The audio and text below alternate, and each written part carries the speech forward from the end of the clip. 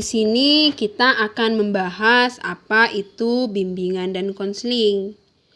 Bimbingan konseling itu mempunyai dua tujuan, tujuan umum dan tujuan khusus. Apa itu bimbingan dan konseling?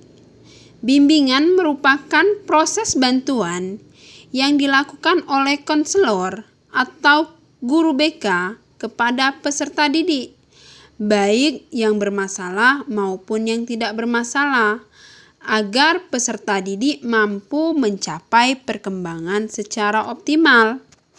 Sedangkan konseling adalah proses bantuan yang diberikan oleh konselor atau guru BK kepada individu atau peserta didik melalui proses wawancara face to face guna mengatasi masalah yang sedang dihadapi atau mengoptimalkan potensi yang dimiliki.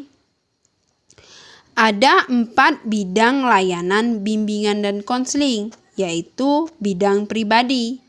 Bidang pribadi adalah layanan yang diberikan berkaitan dengan perkembangan diri pribadi dan membahas masalah pribadi peserta didik agar menjadi pribadi yang baik dan mandiri.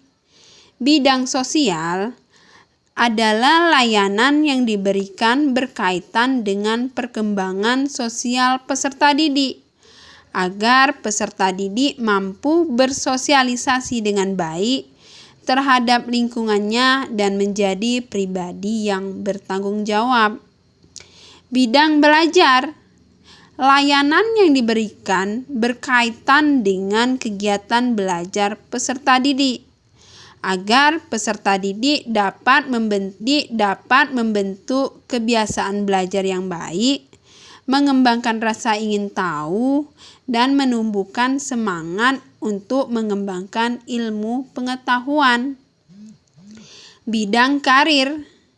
Bidang karir layanan yang diberikan terkait dengan perencanaan dan pengembangan masa depan, berkaitan dengan sekolah lanjutan atau dunia kerja. Jenis layanan bimbingan dan konseling mencakup 7 aspek, yaitu layanan orientasi. Layanan orientasi adalah layanan yang diberikan pada peserta didik mengenai lingkungan sekolah, biasanya diberikan kepada siswa baru. Layanan informasi.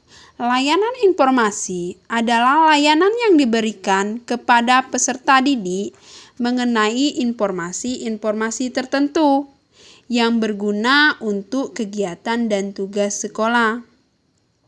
Layanan penempatan dan penyaluran adalah layanan yang diberikan kepada siswa untuk membantu dan menempatkan siswa tersebut sesuai dengan bakat dan minatnya. Layanan pembelajaran, layanan yang diberikan untuk membantu siswa agar dapat belajar secara efektif dan mampu mengatasi kesulitan belajar. Layanan konseling individual, layanan yang diberikan kepada peserta didik secara face to face untuk pemecahan masalah pribadi. Layanan konseling kelompok, layanan yang diberikan secara berkelompok yang memiliki masalah yang sama, kemudian dilakukan pemecahan masalah secara bersama-sama. Layanan bimbingan kelompok adalah layanan yang diberikan kepada sekelompok siswa yang memiliki masalah ataupun tidak. Dalam layanan tersebut dipilih topik permasalahan yang didapat dari hasil diskusi kelompok. Fungsi bimbingan dan konseling secara umum. Yang pertama, fungsi pencegahan, yaitu pemberian bantuan kepada siswa untuk mencegah terjadinya persoalan. Yang kedua, fungsi pengembangan, yaitu proses pemberian bantuan kepada peserta didik agar peserta didik bisa berkembang secara optimal. Yang ketiga, fungsi penyembuhan, yaitu bantuan yang diberikan kepada peserta didik yang sedang mengalami masalah agar mampu menyelesaikan masalah yang sedang dihadapi. Dan yang terakhir, fungsi pemeliharaan, yaitu bantuan yang diberikan kepada peserta didik untuk menjaga kesehatan mental. Ada beberapa azas bimbingan dan konseling. Namun di sini yang paling utama diterapkan adalah asas keterbukaan.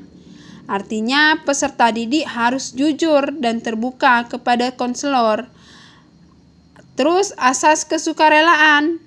Di sini peserta didik sukarela menyampaikan kesulitan atau permasalahan yang sedang dihadapi. Dan yang paling penting, paling utama yaitu asas kerahasiaan. Artinya konselor harus menjaga rahasia dan data-data peserta didik yang bersifat pribadi. Dan dapat disimpulkan bahwa inti dari layanan BK adalah pengembangan diri, mengatasi masalah, hanya sebagian kecil saja dari proses bimbingan. Misi utama bimbingan dan konseling adalah menjadikan kualitas hidup seseorang lebih bernilai, mendapatkan kesejahteraan jiwa, dan sukses dalam mengoptimalkan kemampuan diri pribadi guna keberhasilan hidupnya dan dalam menghadapi masalah. Melalui kegiatan ini diharapkan agar siswa tidak lagi berpikiran negatif tentang BK dan tidak lagi takut untuk menghadap guru BK, karena guru BK di sekolah bukan polisi sekolah. BK di sekolah adalah BK peduli siswa. BK bukan hanya menangani siswa yang berkasus saja, tetapi untuk semua siswa.